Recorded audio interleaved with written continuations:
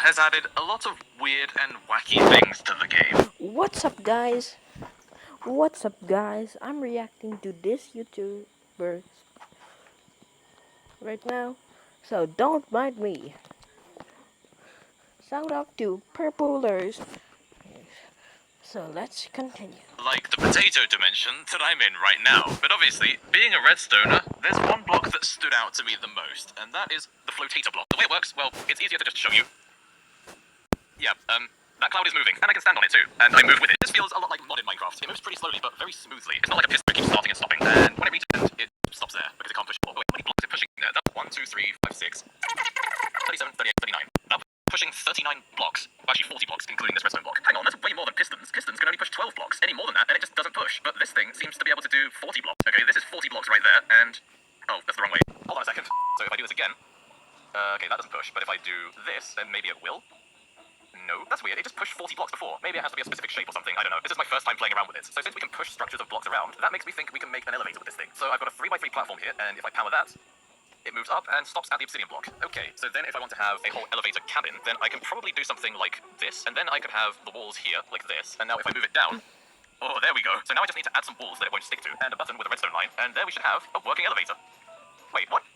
The whole thing is moving up. How is it being terracotta? And it's moving obsidian. How is it doing that? Obsidian's supposed to be immovable, and it's moving redstone as well. What? How does this work? Okay, hold on a second. I have to put some obsidian in the way so it doesn't just run away. Okay, there we go. It should stop now.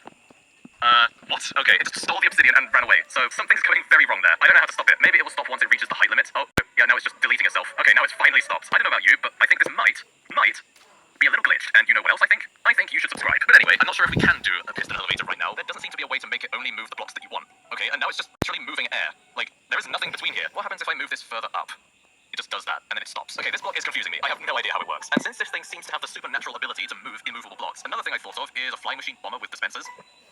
It just destroyed that dispenser.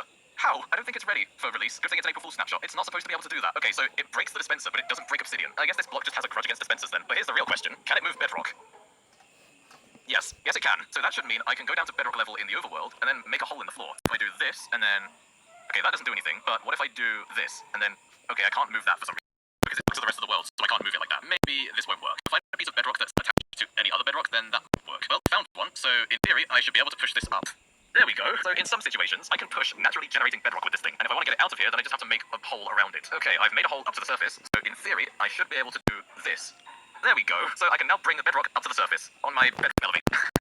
Yeah, I know this would be how I get out of a cave, but it looks so cool. It's so smooth. I wish we had something like this in the actual game. It wasn't just an April Fool's joke. So you can't break it while it's moving because the block isn't actually there. You can still walk on it. It's just that punching doesn't do anything to it. So since we can't move dispensers with this thing because it just destroys them, I wonder if we can do anything with TNT with it. Maybe there might be some buggy behavior if I ignite the TNT and power the flotator at the same time. So like this.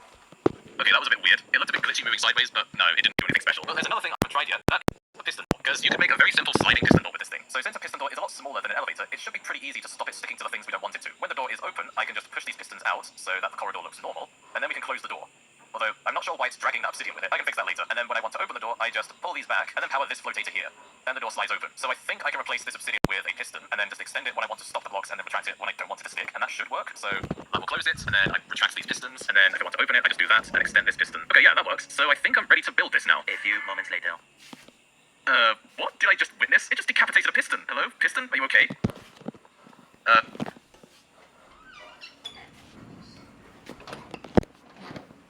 The piston's dead. Okay, I think this is gonna work, so if I just flip the lever... it opened! It actually worked! I thought I might have missed something, and then it would have stuck to it and then imploded itself, so hopefully it closes as well. Oh, it actually worked, and to celebrate, the game has spawned a wandering trader next to me in the ocean. How lovely. Mog Swamp, if you're watching this, I'm not sorry. I really want to see what it looks like when there's a border around the door, so we can't see any redstone. Oh, okay, yeah, I see what's wrong. I completely forgot that. I need to have some of these pistons for these blocks as well, otherwise it's just going to move the entire door and wall with it. So, bear with me 1 second while I redesign this. 2 hours later. What? Okay, I just made a flying piston door.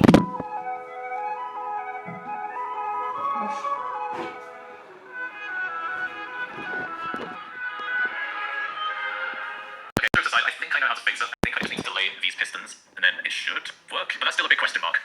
No, we got the flying door. I really don't know what it's sticking to. Well, I guess the flying piston door is good enough. This block is really cool, but it's way too glitchy to be used in any kind of creative way right now. And I kind of wish that it wasn't just an April Fool's joke. I really wish we could have this block in the actual game, because it has a lot of potential. If they change it up a bit so it doesn't stick to absolutely everything, but obviously they didn't spend that much time debugging it because it is just a silly April Fool's snapshot. So I'm just going to leave this door like that as well.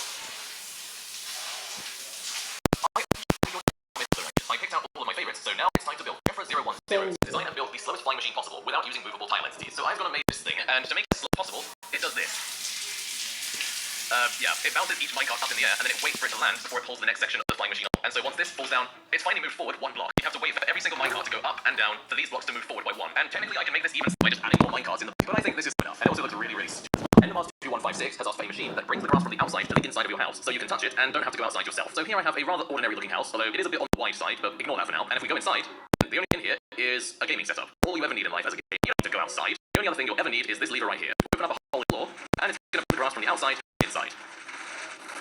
So if for whatever reason we want to touch the grass, we don't have to go outside anymore. Now, admittedly, some of the grass die on the way in. It'll grow back to us, and when we're all done with the dangerous touching grass, we can flip the lid again, and it's going to hide all of the grass and put our filthy Game of Floor back. Now, the redstone for this is a complete mess, and I'm kind of ashamed of it, but as it works, right? So I just flip this lever, and basically it's just going to take the floor out and slide blocks in. That's literally all it does. It pulls these blocks down, then it pulls them back here, down here, and it just pushes them along into this conveyor belt, and it just keeps going until the floor has been completely swapped out. Just Is says, make the most complex contraption to summon craft.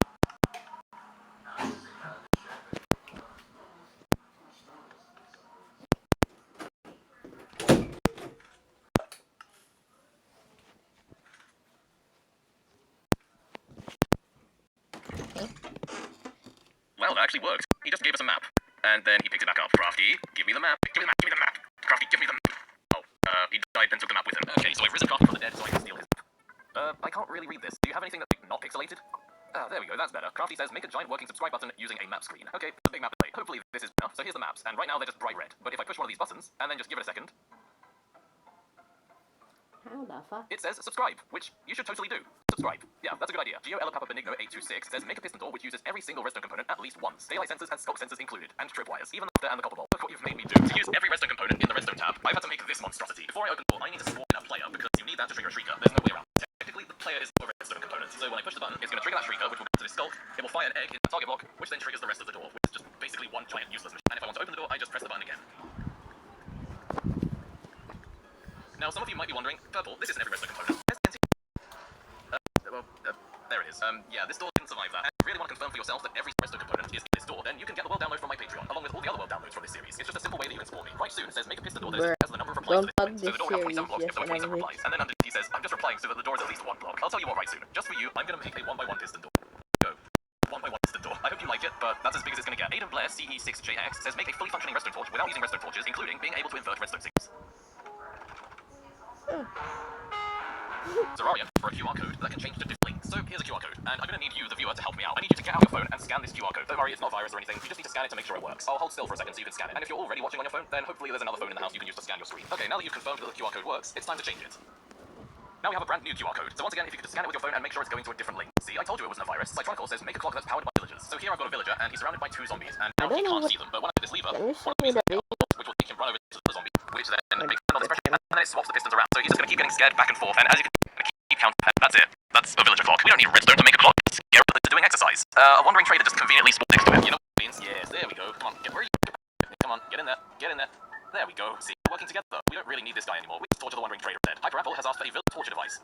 FunnyBit489 says use your automatic anvil replacement machine, but instead of always giving you a new anvil, it has a 50-50 chance to give you primed TNT. So this is my anvil replacement. And behind it, I've added this little circuit here, which switches between anvils and TNT. So there's a 50-50 chance that the dropper will choose one of the items. If it's a shovel, then it replaces the anvil. But if it chooses the redstone dust, then it's going to choose TNT. So I simulate the anvil breaking here. So that's it shows to give us an anvil. The next time we okay, no, we are getting kind of lucky today. I want to show the TNT. It shows 3 anvils in a row. Am I going insane? Is this thing really working? I'm just getting really lucky, but unlucky at the same time. There, it finally chose the TNT. As you would expect, it itself. Yeah, we can't really use that anymore, can we? The pumpkin site has asked for a 3x3 where you have to take a shower to open it. So I'm trapped here in the bathroom, and right now there's no way out. There's a shower over here, but if I step inside it, it's not opening. There's no way of cheating the system. I actually have to turn the shower on and get inside it. It's terrifying, I know. Okay, so here goes. Turning the shower on. I guess that will do, so I'll just stand inside then, and we can get all clean, I guess. Okay, now that I'm all squeaky clean, we can finally escape to the middle of nowhere. Blue Bastille has asked for a normal wooden door, but when you open it, it opens the wall the door is placed in. So here we have another perfect normal looking house. Nothing to see here. See? Nothing. And when I stand on this pressure open door, well, that's one way of opening it, I guess. And if I stand on this pressure plate side, yeah, that would explain it. Wait, there aren't any stairs going up to the next floor. What's even up here? Ah, okay, maybe this house isn't normal as I thought. Jesus Christ, great name by the way, has asked for a walk on waterinator, which moves the glass underneath wherever the player walks, giving the illusion that the player is walking on water. I guess the username checks out, so there isn't really a way to make glass appear under the player's feet on demand, unless you use command blocks, but I think this is the next best thing. Okay, I think my walk on water powers only work halfway. Let's try it again. Nope. It's having a bit of a day off, it seems. No, yeah, maybe, no, it kind of has a mind of its own. See, now it's just working fine, but other times it just doesn't want to work. So underneath, I've just got stalk sensors with pistons, and those pistons have stalks which lift up a bunch of sand, and then the stalks are surrounded by a ton of wool to make sure they don't trigger each other. If I get rid of the wool, then this happens. Although to be fair, it is kind of cool, but now we've kind of gone from walking on water to quicksand. Knife says, I've always wanted to see what a Steve cannon looks like.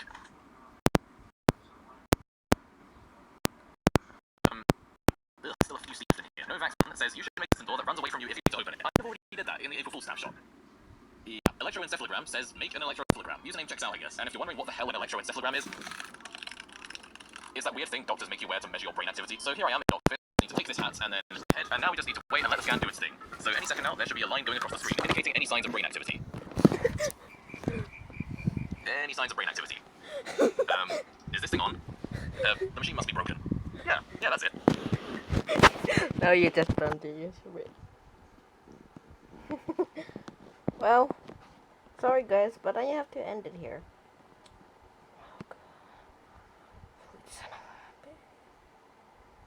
Oh